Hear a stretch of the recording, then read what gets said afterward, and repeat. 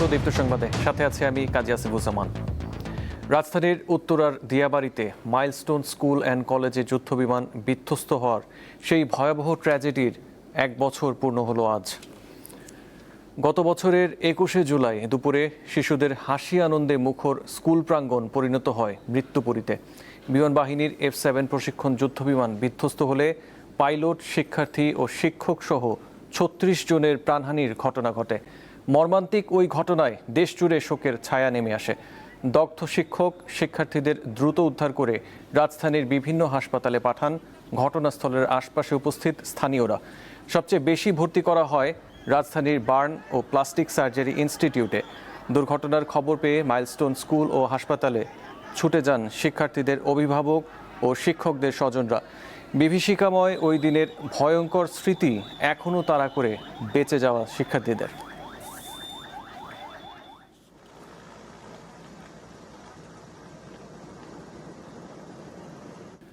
বৃষ্টি ও উজানের পানিতে কুড়িগ্রামের ধরলা, তিস্তা, ব্রহ্মপুত্র ও দুধকুমার নদের পানি সমতলে বৃদ্ধি পাচ্ছে।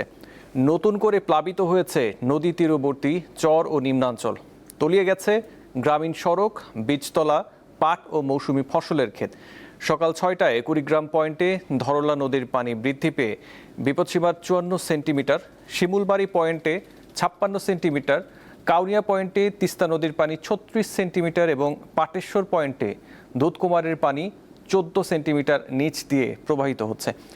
এদিকে গত 24 ঘন্টায় গাইবান্ধার তিস্তা নদীর পানি 5 সেন্টিমিটার বৃদ্ধি পেয়েছে, যা বিপদসীমার 36 সেন্টিমিটার নিচে দিয়ে প্রবাহিত হচ্ছে। এছাড়া করতোয়া ও ঘাঘট নদীর পানি বাড়ছে।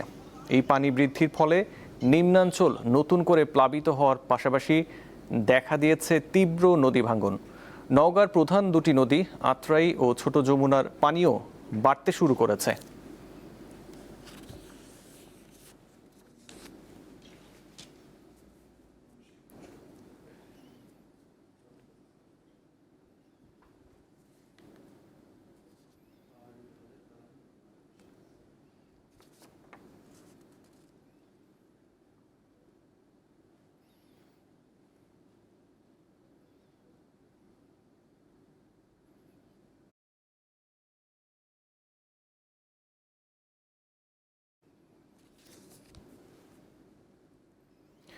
গাইবান্ধার পরিস্থিতি জানাতে আমাদের সঙ্গে টেলিফোনে যুক্ত হচ্ছেন আতোয়ার রহমান রানা।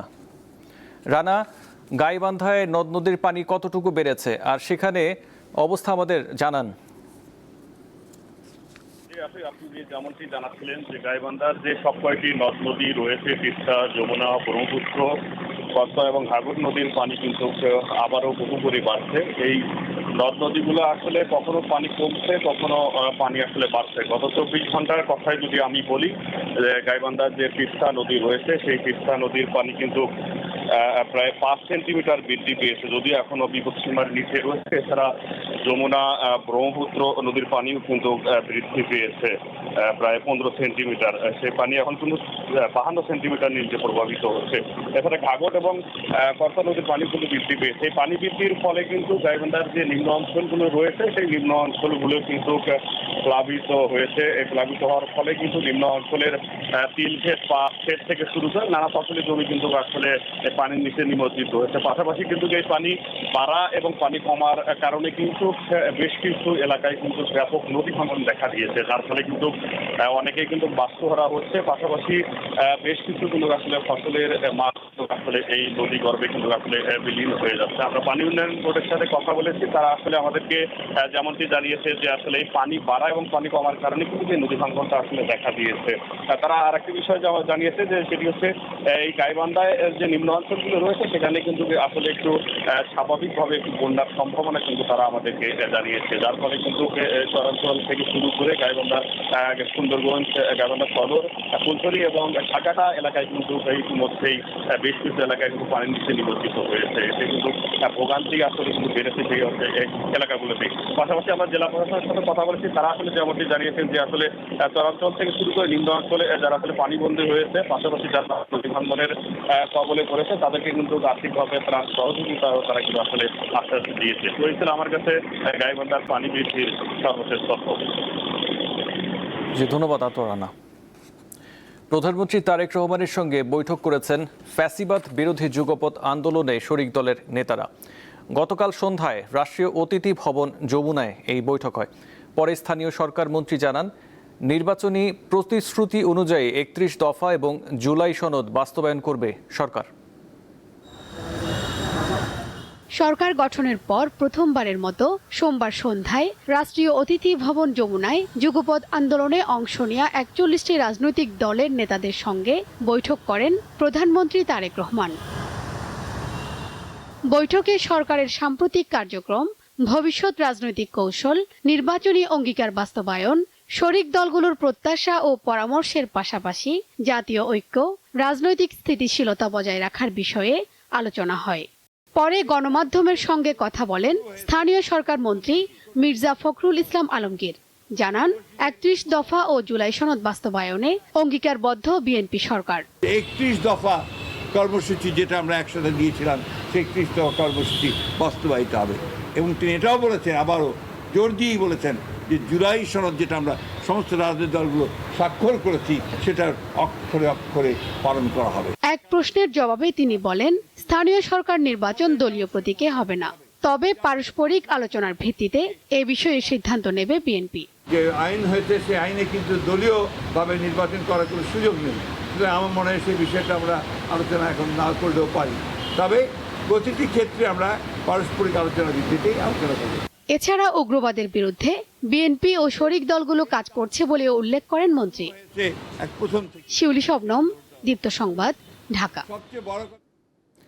রাজশাহী বিশ্ববিদ্যালয়ের শিক্ষার্থীর সঙ্গে পদ্মা এক্সপ্রেস ট্রেনের টিটির হাতাহাতির ঘটনায় রেল লাইন অবরোধ করে বিক্ষোভ করেছে রাবির শিক্ষার্থীরা। রশিদ ছাড়া যাত্রীদের কাছ থেকে টাকা আদায়ের প্রতিবাদ করার বিশ্ববিদ্যালয়ের এক ছাত্রকে মারধরের অভিযোগ উঠেছে টিটিদের বিরুদ্ধে। এর প্রতিবাদে আজ সকালে ক্যাম্পাস সংলগ্ন এলাকায় রেল লাইন অবরোধ করে শিক্ষার্থীরা। তারা ঘটনায় জড়িতদের শাস্তির দাবি জানিয়েছেন। ভুক্তভোগী শিক্ষার্থী ফুরকান উদ্দিন জানান, ঢাকা থেকে পদ্মা এক্সপ্রেস ট্রেনে রাজশাহী ফিরছিলেন তিনি। এ সময় যাত্রীদের কাছ থেকে রশিদ ছাড়াই টিটিরা টাকা আদায় করায় এর প্রতিবাদ করেন তিনি। এজন্য তাকে মারধর করেন টিটিরা। সোমবার রাত ৩টার দিকে এই ঘটনা ঘটে।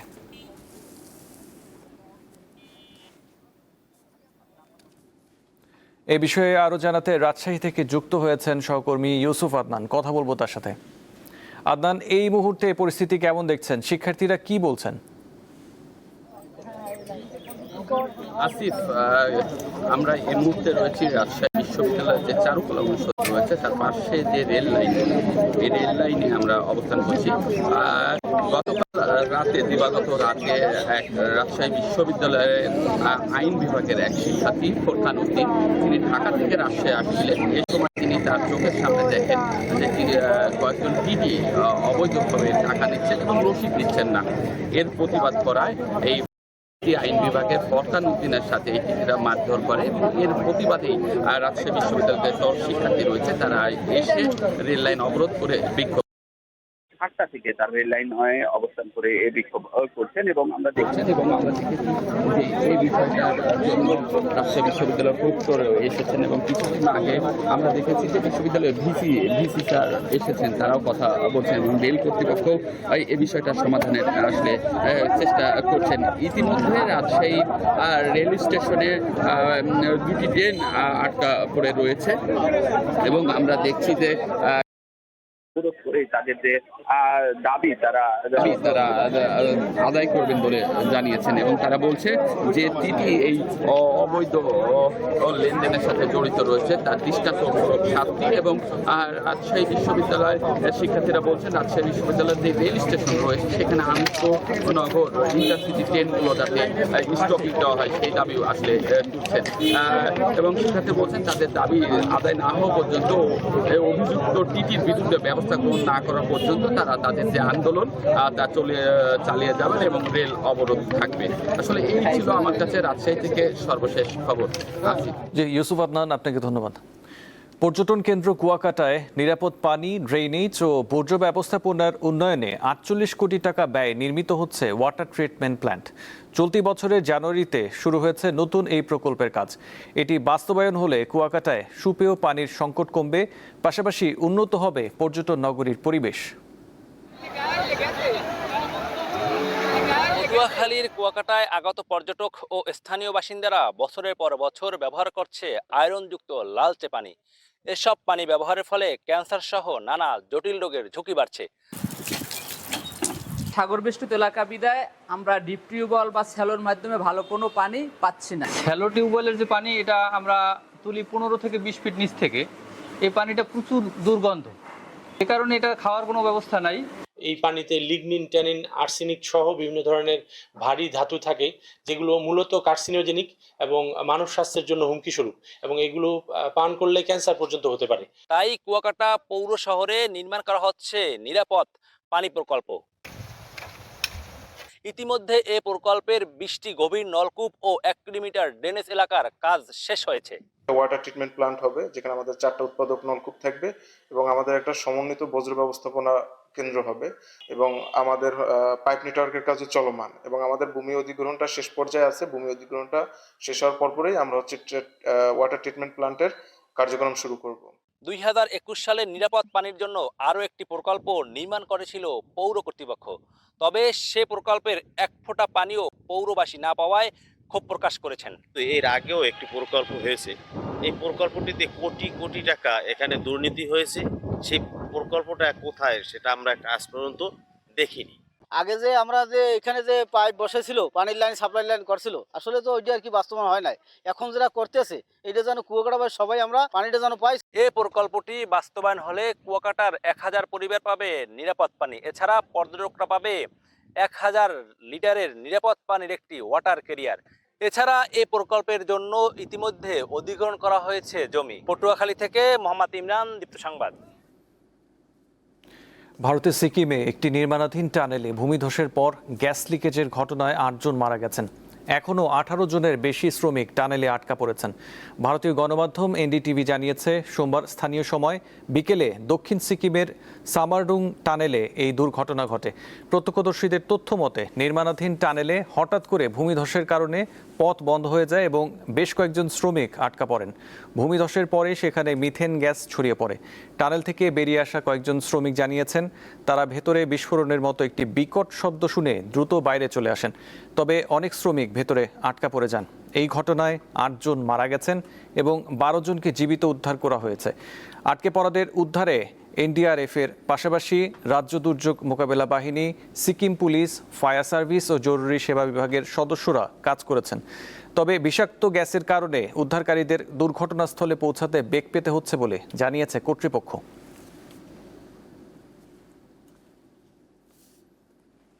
টানা 10ম রাতের মতো ইরানের বিভিন্ন অঞ্চলে হামলা চালিয়েছে যুক্তরাষ্ট্র। ফলে ইরানের সিরিক, বন্দর আব্বাস, কেশমদ্বীপ, চাবাহার ও কেনারাকে বিস্ফোরণের খবর পাওয়া গেছে। জবাবে একই সময় কুয়েত সহ উপসাগরীয় দেশগুলোতে মার্কিন স্থাপনা লক্ষ্য করে ক্ষেপণাস্ত্র হামলার দাবি করেছে ইরানের বিপ্লবী গার্ড বাহিনী আইআরজিসি। এদিকে হরমুজ প্রণালীতে গ্রিসের মালিকানাধীন 2টি তেলবাহী ট্যাঙ্কারে হামলার ঘটনা ঘটেছে। বৈশ্বিক জাহাজ পর্যবেক্ষণকারী সংস্থা যুক্তরাজ্য মেরিটাইম ট্রেড অপারেশনস জানিয়েছে, ওমানের বন্দরনগরী লিমা উপকূলের কাছেও আরেকটি ট্যাঙ্কারে হামলা হয়েছে। হামলার ফলে জাহাজ দুটিতে আগুন লেগে যায়। যুক্তরাষ্ট্র ও ইরানের এমন পাল্টাপাল্টি হামলার মধ্যেই ইয়েমেনের ইরান সমর্থিত হুতি গোষ্ঠী সৌদি আরবের বিরুদ্ধে নৌ অবরোধ ঘোষণা করেছে। এতে পশ্চিম এশিয়ার উত্তেজনা আরও বেড়েছে। একই সঙ্গে সৌদির সঙ্গে ইয়েমেন সংঘাত আবারও নতুন করে শুরু হওয়ার আশঙ্কা তৈরি হয়েছে।